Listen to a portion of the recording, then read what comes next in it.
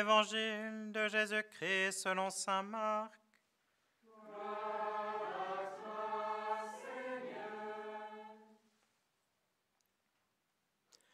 En ce temps-là, Pierre se mit à dire à Jésus : « Voici que nous avons tout quitté pour te suivre. » Jésus déclara : « Amen, je vous le dis, nul n'aura quitté à cause de moi et de l'Évangile une maison, des frères, des sœurs, une mère, un père, des enfants ou une terre, sans qu'il reçoive en ce temps déjà le centuple. Maison, frères, sœurs, mère, enfants et terre, avec des persécutions. Et dans le monde à venir, la vie éternelle. Beaucoup de premiers seront derniers, et les derniers seront les premiers. Acclamons la parole de Dieu. Louange à toi, Seigneur Jésus.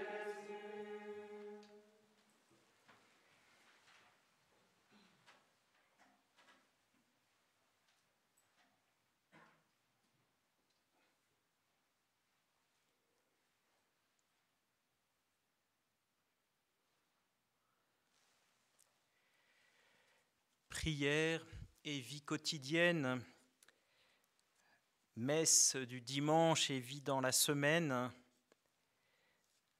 sacrifice et vie morale, voilà des réalités qui sont souvent bien dissociées dans notre vie.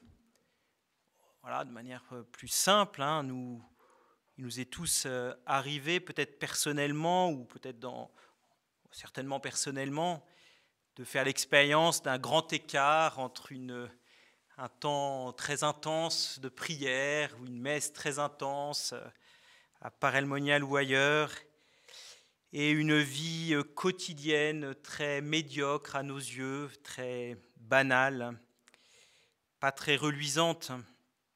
Et bien, voyez, ce grand écart, cette difficulté à unir le sacrifice et l'agir concret, elle est déjà présente dans l'histoire du peuple d'Israël.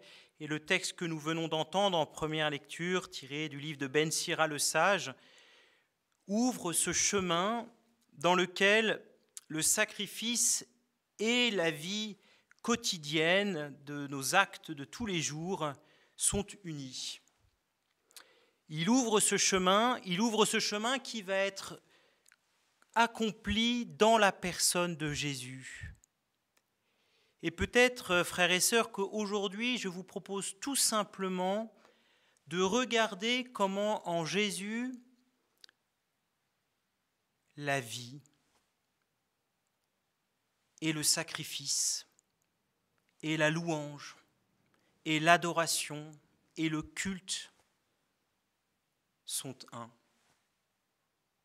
Tout ce qu'il est, tout ce qu'il fait est dans le même temps souci des autres, soin de sa propre personne et adoration du Père dans l'esprit.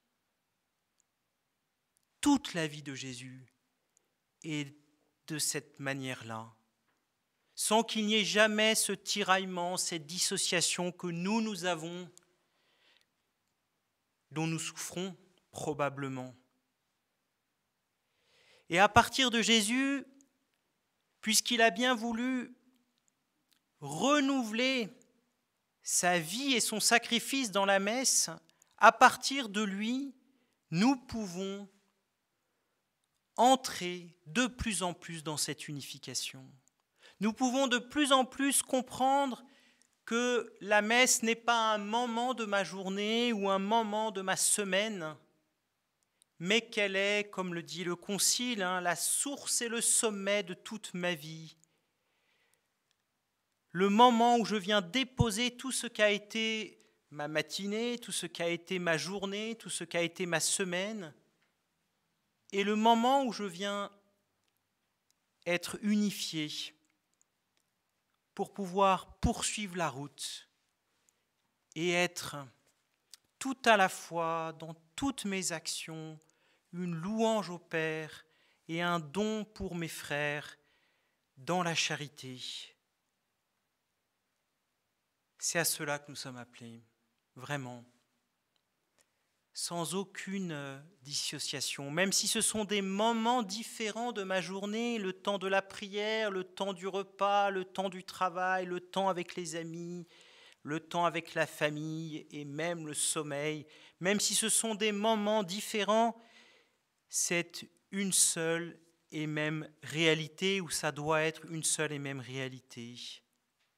Être, comme je le disais au début de la messe, une louange à la gloire du Père, un sacrifice vivant et saint, comme on dit au chapitre 12 de l'Épître aux Romains. Faites de votre vie une hostie vivante, un sacrifice vivant à Dieu. Alors, chers frères et sœurs, il peut être bon, en entendant l'évangile de ce jour, que nous puissions bien saisir ce qui est en jeu, car Pierre demande ou fait remarquer à Jésus qu'il a tout quitté, lui et ses amis, pour le suivre. Mais sa question n'est pas une condition. C'est pas « je vais tout quitter à condition de recevoir quelque chose de toi ». C'est qu'il a tout quitté, il a choisi d'être une louange à la gloire du Père. Et brutalement, il se met à se poser la question « mais qu'est-ce que ça va me donner ?» Et la promesse de Jésus est une promesse de bénédiction, vous l'avez entendu. Mais vraiment, je pense que c'est important que nous gardions ce point. Il a d'abord quitté tout, ensuite posé sa question. Et c'est donc, si nous voulons être cette louange à la gloire du Père, si nous voulons avoir une vie unifiée, eh bien, cela suppose de dire ce oui.